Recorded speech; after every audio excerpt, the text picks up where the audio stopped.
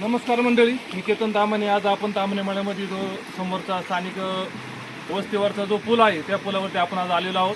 तर या ठिकाणी काही ग्रामस्थ आहेत, आपण यांची या ठिकाणी प्रतिक्रिया जाणून घेऊया. अक्षय भाऊ, काय झालं होतं कसं काय पावसामुळे?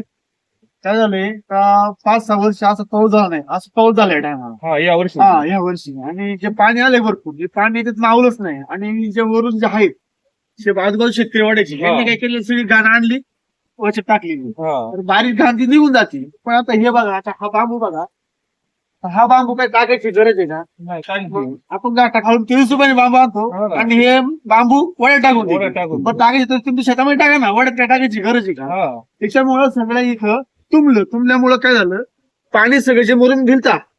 म्हणजे ग्रामपंचायती मागच्या वर्षी आमचे उपकार काही जाणवलं, हा. भांडून काय आम्हाला त्यांनी 4 टोल्या मुरुम दिला त्यांनी, तो कमी दिला. आम्ही तरी बोलतो मुरुम आम्हाला जास्त पाहिजे, हा. बांधकाम पूर्ण दोन्ही साईडने म्हणजे झालं नसतं. आता जे पाणी जे आलं ते सर्व यांच्या इकडं गोठ्यामध्ये गेलं. शेतकऱ्याच्या हा, गोठ्यामध्ये किंवा गायींच्या खालून याच्यामध्ये- पाणी निघालं, त्या घरांमधून तिकडून त्या गोठ्यामधून पाणी खाली निघून गेलेलं हा, हा. आहे. मग सकाळी आम्ही 4-5 जणांनी घेऊन ती सगळी घाण काढली. मी सकाळचे पण एक व्हिडिओ आहे की मी चेक करा. सकाळी आम्ही ती घाण काढली, ते पाणी काढून दिलं आणि 4-5 होतो भाबा वगैरे आम्ही सगळं काढून दिलं. असं काय नाही. समोर तुम्हाला म्हणलं या बा कसं काय ग्रामपंचायती लक्ष देऊन आहे ना, फक्त आम्हाला थोडं 4-5 टोयला डबा देऊन पण मुरुम जर दिला तरी जरा बरं वाटेल. आमच्या एवढीच अपेक्षा होती, काही नाही. अच्छा, आणि तर जे काही आहे पुढचं बांधकाम ते आपण मग बघू ग्रामपंचायतीमध्ये. आम्ही आता मागच्या पण ग्रामसभेला बोलवतो, आम्हाला त्याचं बांधकाम आम्हाला करून दे दोन्ही साईडने. ग्रामपंचायत मला बोलवत होते, तो करून बघू आता काय होईल ते. आता तर या ठिकाणी काही ग्रामस्थ आलेले आहेत, तर त्यांची सुद्धा प्रतिक्रिया आपण खाली जाणून घेऊया. आता खाली 5-6 घर आहे, तिथे जाणे सुद्धा तसं बंद झालेली. खालचे पण माणसं पाईप गाड्या घरीच लावतात आणि पाईप जागे करतात. अच्छा, म्हणजे तात्काळ केलं पाहिजे. हा हा. तर सध्या डबल टाकून तरी रस्ते खड्डे काढले ना तरी पण चालू काम होऊन जाईल. बांधकामात आपण नंतर बघू. अच्छा, आता आणि तसं आम्ही ग्रामसभेमध्ये ठराव मांडलेला आहे, आम्हाला बांधकाम करून दोन साईडने. तर या ठिकाणी काही ग्रामस्थ सुद्धा आलेले आहेत, नंतर आपण त्यांची सुद्धा प्रतिक्रिया घेऊया. या ठिकाणी सुद्धा आलेले ते सुद्धा या ठिकाणी राहत आहेत, तर जाणून घेऊया त्यांची सुद्धा प्रतिक्रिया काय आहे.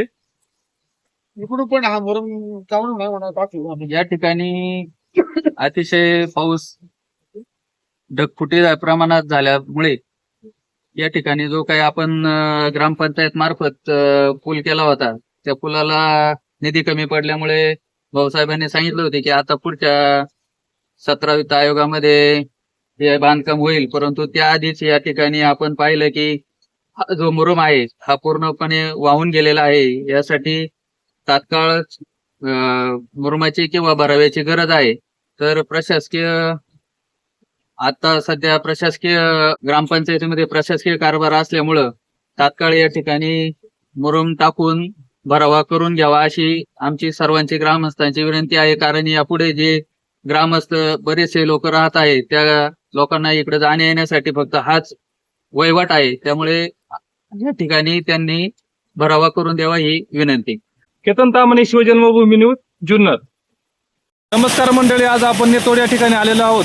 तर आपण पाहू शकता हा जो रोड आहे हा ठेकेकरवाडी मार्गे नेतोडवरून जो रोड येतो तो गणपती फाटा या ठिकाणी या मार्गे त्या ठिकाणी जात आहे. तर आपण पाहू शकता या ठिकाणी काही स्थानिक ग्रामस्थ आहेत, तर या ठिकाणची यांच्या समस्या काय आहेत हे आपण जाणून घेऊया. दत्ताभाऊ, काय झाले?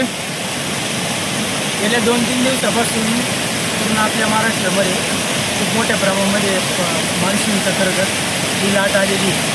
खऱ्या अर्थाने आपण पहिल्यांदा आपल्या गावचा विचार केला पाहिजे.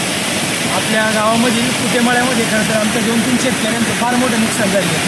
आमचे नितीनदादा मोडे असतील, संभाजी गायकवाड असतील, पांडुरंग गायकवाड असतील, परत खऱ्या अर्थाने आमचे मल्हार कुठे आहेत. गेले 3-4 दिवस झाले जसं आपला हा पाऊस येतोय ना, पहिला पाऊस जसा जोरदार होता तेव्हापासून वरतूनच पाणी चालू आहे ओढ्याचं. मी साधारण प्रमुख रस्ता आहे. जसं या रस्त्याचा हा जो पूल आहे हा पूल तसं पाहिलं तर उंचावरती आणि चांगल्या पद्धतीने बनवलेला पाहिजे. परंतु त्याचं आता हे काम अतिशय खराब लेवलचं आहे. आता आपण पाहतोय जवळपास 2-2.5-3 फूट खोल पाणी एवढ्या स्पीडमध्ये वाहते. नागरिक लांबून पाहायला सुद्धा खरं तर भीती वाटत असते. मगाचपासून आपण पाहिलं बऱ्याच गाड्या तिथून पाठीमागून वळून गेलेल्या आहेत. हो, जरी आपल्या ऑप्शनला दुसरा रस्ता असला तरी हा प्रमुख रस्ता आहे. हा प्रमुख वाहतूकदारीचा हा प्रमुख रस्ता आहे असं या ठिकाणी यांचं म्हणणं. तर आपण पाठीमागे पाहू शकता की मोठ्या प्रमाणात या ठिकाणी पाणी चालू आहे.